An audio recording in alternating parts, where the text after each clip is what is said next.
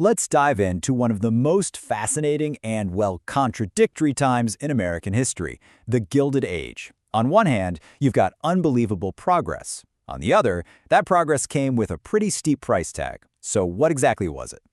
On the surface, this was an age of glittering innovation and mind-boggling wealth. But gilded just means covered in a thin layer of gold. Underneath, things were often a lot rougher. So the real question we're digging into here is, what was the true cost of all that shine? To really get what the Gilded Age was all about, you've got to see the promise first. We're talking about the incredible boom that defined the period from the 1870s all the way to 1900. This era was just an absolute explosion of industry. New tech was changing everything, fueling massive growth in railroads, oil, and steel. At the same time, corporations were merging into these giant trusts, basically monopolies that controlled entire industries. And to top it all off, millions of immigrants were pouring in, making America's cities bigger and more crowded than ever before. Okay, but all that amazing industrial growth, it was built on the backs of millions and millions of workers. And for them, the price of progress was incredibly high.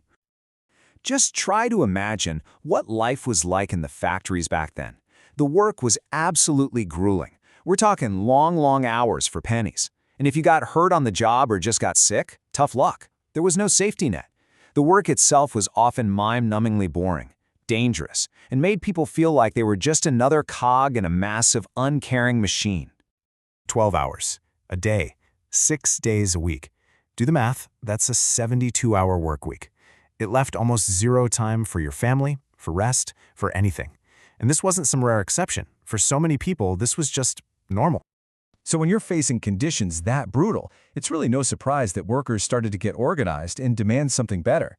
And this is what led to the rise of the first major labor unions. And this is where labor unions come into the picture. The idea behind them was simple, but really powerful. You see, one worker complaining alone, they had zero power. But if all the workers got together and negotiated as a single group, what's called collective bargaining, well, now you have some real leverage. Now, the big player on the scene was the American Federation of Labor, or the AFL. It was led by the legendary Samuel Gompers, and they had a powerful tool in their toolbox, the strike. If the owners wouldn't negotiate, workers would just stop working, grinding production to a halt.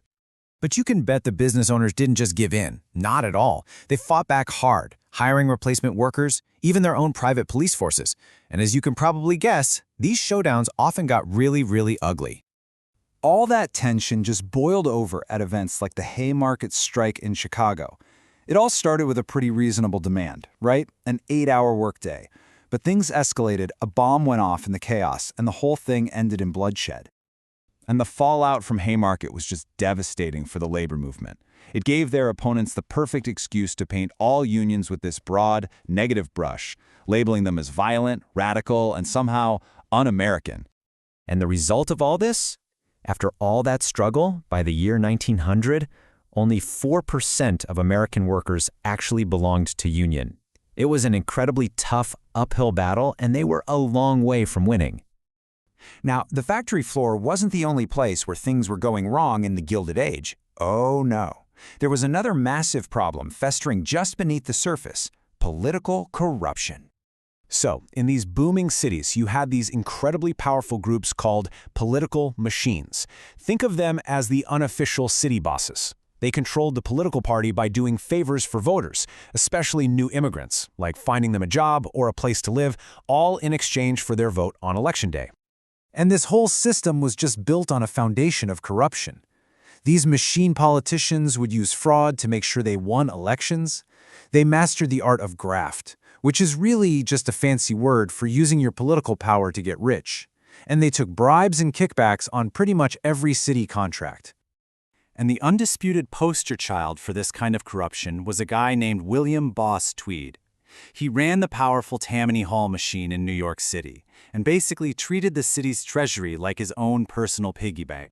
If you want to understand the insane scale of his greed, look no further than the New York County Courthouse.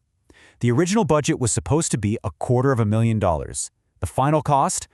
$13 million. That means for every $1 that actually went into the building, more than $50 went into the pockets of Tweed and his pals. Unbelievable.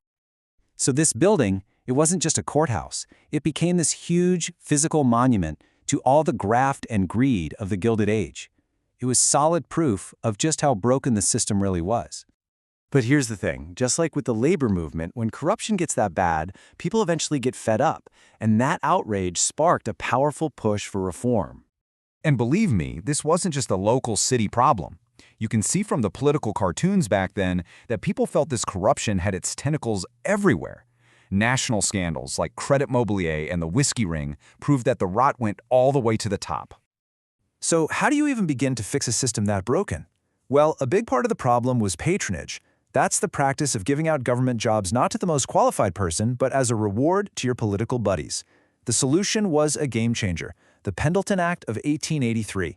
It created merit-based exams, so you had to actually prove you could do the job.